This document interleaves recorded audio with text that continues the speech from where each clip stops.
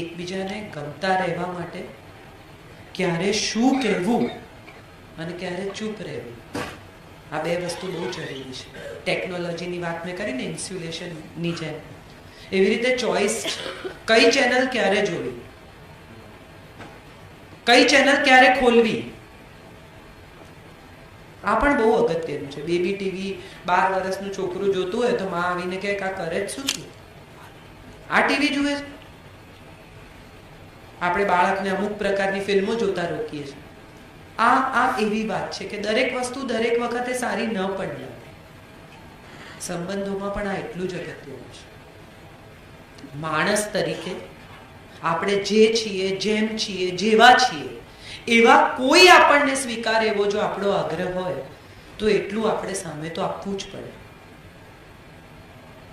Invest કરવાની વાત બહુ ઇન્ટરેસ્ટિંગ છે અને તમે તો બધા વ્યાપારી છો, તમને બધાને સમજ પડે છે કે વેસ્ટ અને ઇન્વેસ્ટ વચ્ચે એક જ શબ્દ છે ને એ છે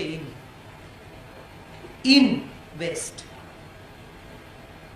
ગળી જવું, વેસ્ટ કરવું, ફેંકી દેવું, એને બદલે ઇન્વેસ્ટ કરવું, નાખી દેવું, અંદર ગળી જવું, નમતા રહેવું, સોરી કહી દેવું, પ્રેમથી વર્તવું, સાંભળી લેવું, આમાં કોઈ ઘસાઈ જતું નથી. એનો અર્થ એવો નથી કે તમે નબળા છો, એનો અર્થ એવો નથી કે તમે જવાબ આપી શકો એમ નથી, એનો અર્થ એવો પણ નથી કે તમને આવડતું નથી, એનો અર્થ એવો પણ નથી કે તમે ઝઘડી શકો એમ નથી. એનો અર્થ એવો છે કે આ તમારી ચોઇસ છે. તમે મોટા થઈ ગયા છો. હવે તમે એ બાળક નથી રહ્યા કે જેને કંપાસ છૂટો ફેંક્યો તો તમે સામે ફેંક્યો. આપણી દીકરીઓને આપણે બહુ સરસ વાત એમણે કરી. છેલ્લી વાત કરી દો પછી આપણે પ્રશ્નોત્તરી કરીએ. આપણી દીકરીઓને આપણે બહેના મુझे कुछ है कहना, બહુ સરસ વાત છે. પણ પ્રી મેરેજ કાઉન્સેલિંગમાં ફક્ત દીકરીઓ જ કેમ, દીકરાઓ કેમ નહીં?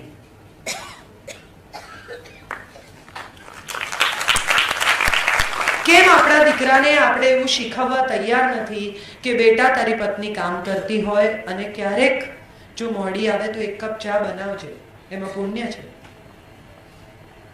કેમ આપણે આપણા દીકરાને એવું નથી શીખવતા કે બેટા કોઈક દિવસ તારી પત્નીની આંખમાં આંસુ આવે તો એને પૂછજે કે તને શું થાય છે, તને તારું પિયર યાદ આવે છે, તને કઈ તકલીફ થાય છે, તને કોઈ કંઈ કહ્યું?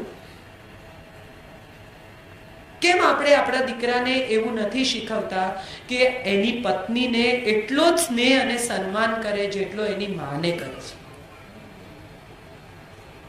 હું માનું છું આ એક એવી જગ્યાએ આપણે આવીને ઊભા છીએ કે પરસ્પરનો સ્નેહ, એકબીજાને ગમતા રહે.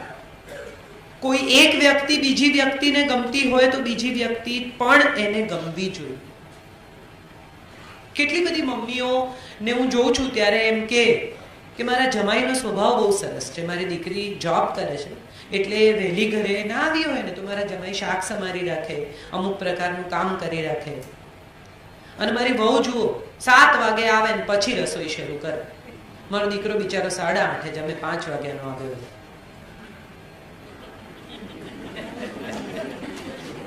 થોડું મોડું પણ સમજાય.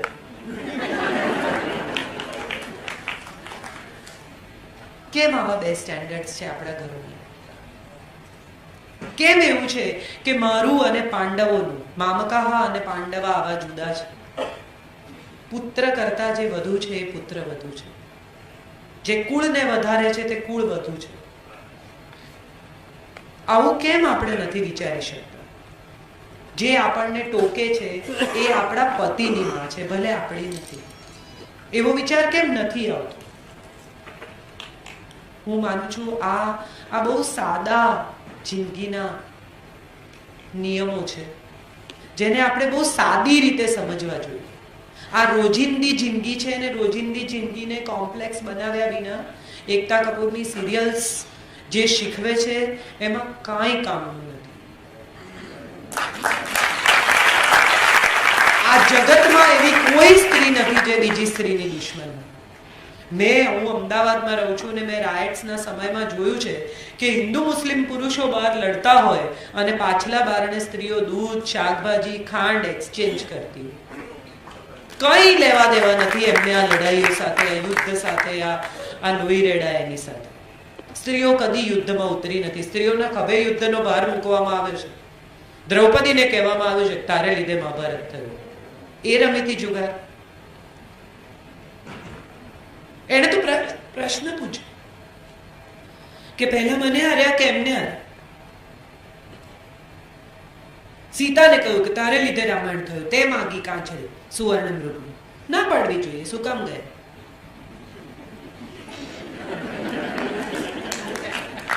નહીં લાવું એવું કહ્યું હોત તો. સવાલ એ નથી. સવાલ એ છે કે એના ખભે આ યુદ્ધનો ભાર મૂકવામાં. સ્ત્રીના ખભા નાજુક છે, વાત સાચી, પણ એના નાજુક ખભા ઉપર આખી સંસ્કૃતિનું વહન થાય છે. જનરેશન ટુ જનરેશન સ્ત્રી લઈ જાય છે. અને હું માનું છું કે ગુજરાતની સ્ત્રીઓ સેફ છે એવું લોકો જ્યારે કહે છે, બીજા સ્ટેટમાં જઈએ, બિહાર, યુપી, અને આપણને સમજાય કે કેટલી બધી સેફ છે ગુજરાતની સ્ત્રીઓ, ત્યારે એનું કારણ ગુજરાતની સ્ત્રી નથી, એનું કારણ ગુજરાતની પોલીસ નથી, એનું કારણ ગુજરાતના પુરુષો છે.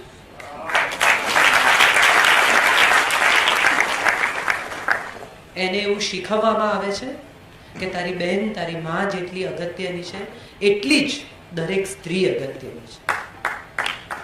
અને આપણા ઘરોમાં આપણા સંસ્કારોમાં સિંચન થાય છે. એ સંસ્કારો હાલરડામાં માએ શીખવે છે. હું ફરી એકવાર ત્યાં જ પાછી આવું છું કે માણસે જો માણસને ગમવું હોય તો સૌથી પહેલી જરૂરિયાત એ છે કે પોતાની જાતને ગમે. મારી પાસે ગ્લાસમાં, બોટલમાં પાણી હશે તો હું તમને પાણી આપીશ. મારી પાસે કાદવવાળું પાણી હશે તો હું તમને કાદવવાળું પાણી આપીશ. મારી પાસે જે હશે તે હું શેર કરીશ. હું ભીતરથી જ ભરેલી છું નેગેટિવિટીથી, તમને શું આપીશ? મારી અંદર જ એટલો બધો કાદવ છે કે હું જ્યારે બોલીશ, મોઢું ખોલીશ ત્યારે હું ફક્ત કાદવ જ ઓકીશ.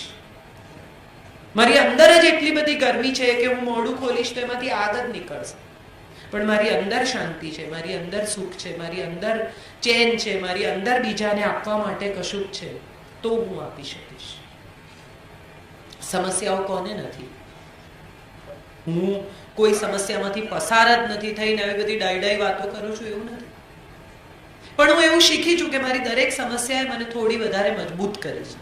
મારી દરેક સમસ્યાએ મને એવું શીખવ્યું છે કે એ સમસ્યાની સામે કેવી રીતે ઊભા રહેવાનું અને બીજા જ્યારે એ સમસ્યામાં આવે ત્યારે એની શું મદદ કરવાની. ઘરમાં કોઈનું ડેથ થાય ત્યારે સમજાય કે પોતાના પિતાને રોજ થોડા મરતા જોવા એટલે શું. અને હું માનું છું કે એ પછી જ સમજાય કે કોઈના પિતા બીમાર હોય તો જઈને ઊભા રહેવું જોઈએ. ત્યાં સુધી તો આપણને ખબર જ નથી હોતી કે દુઃખ શું છે. એટલે દુઃખની ફરિયાદ કરવાને બદલે દુઃખમાંથી આપણે લેસન લઈએ અને બીજાના દુઃખમાં જઈને ઊભા રહીએ કે કમસે કમ મારી પાસે કોઈ નહોતું પણ તારી સાથે હું છું. અને વિચારી જુઓ કે જો દરેક માણસ પોતાના ઘરનું આંગણું ચોખ્ખું કરશે તો શહેર જ ઓટોમેટિક ચોખ્ખું થઈ જશે. આમાં બહુ લાંબી દુનિયા બદલવાની જરૂરત જ નથી. રોજ સવારે ઉઠીને ઝાડુ લઈને તમારા સોસાયટી નહીં વાળો તો ચાલશે. તમે તમારું આંગણું ચોખ્ખું કરો, બાજુવાળા એનું કરે, બીજા એનું કરે, તો ઓટોમેટિક શહેર ચોખ્ખું થઈ ગયું. કોઈએ કંઈ કરવાની જરૂરત જ નહીં. દરેક માણસ પ્લાસ્ટિક નહીં ફેંકે તો ગ્લોબલ વોર્મિંગ ઓટોમેટિક અટકી જશે. દરેક માણસ કારપૂલનો વિચાર કરશે તો ઓટોમેટિક પેટ્રોલ ઓછું વપરાશે. 20 વર્ષના હોઈએ ને ત્યારે એમ થાય દુનિયા બદલી નાખીએ. 40 ના થઈએ ત્યારે એમ થાય કઈ નહીં, ચલો દેશ તો બદલીએ. 60 ના થઈએ ત્યારે એમ થાય કઈ નહીં, સ્ટેટનો ઉદ્ધાર કરીએ. અને 80 વર્ષે સમજાય કે જાત બદલી હોત ને તો બધું બદલાયું હોત.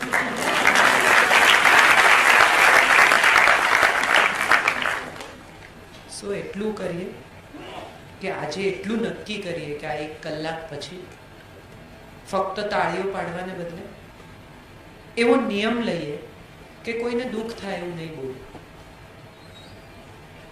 જીભ ખોલીશ ત્યારે કાં તો સારું બોલીશ ને કાં તો ચૂપ રહીશ.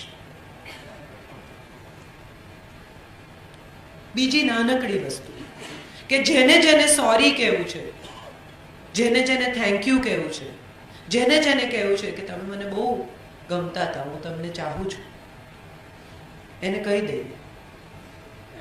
આપણે બધા માતા પિતાના મૃત્યુ પછી તકથી મુકાવીએ છીએ.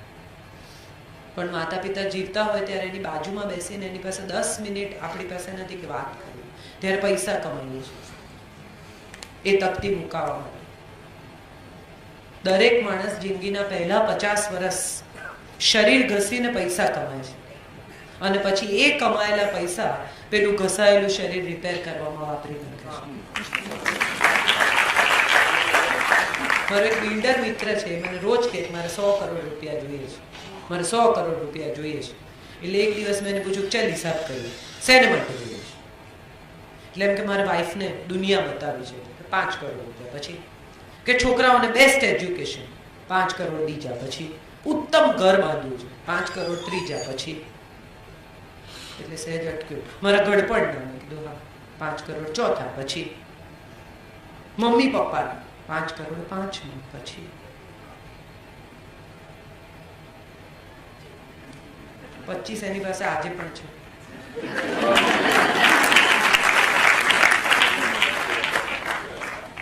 પેલા 75 નથી ને, એમાં 25 એન્જોય નથી કરતા. મને બહુ આનંદ થયો જયાબેનની વાત સાંભળીને. પૈસા કમાવા ને એ એટલું અઘરું નથી, દાઉદ પણ કમાય છે. પૈસા ક્યાંક ખર્ચવા ને એ બહુ અઘરું છે. પૈસા ક્યાંથી આવે છે એ સમજવાનું બહુ અઘરું નથી, પણ પૈસા ક્યાં જાય છે ને એના પર ધ્યાન રાખવું બહુ જરૂરી છે. અને એ આ ફેમિલી અહીંયા કરી રહ્યું છે, તમે બધા કરી રહ્યા છો. મને બહુ આનંદ છે કે હું આજે આવા પ્રસંગે આવા લોકોની વચ્ચે છું કે જે એક દરેક માણસ અહીંયા ઝઘડું છે, દરેકના હૃદયમાં ક્યાંક ઝઘડું છે, દરેકને સમાજ માટે, દેશ માટે, ધર્મ માટે કંઈ કરવું છે. બહુ બહુ રેર ઓડિયન્સ આવું હોય છે કે જ્યાં દરેક માણસ સાથે તમને કમ્યુનિકેટ કરવાનું ગમે, મન થાય.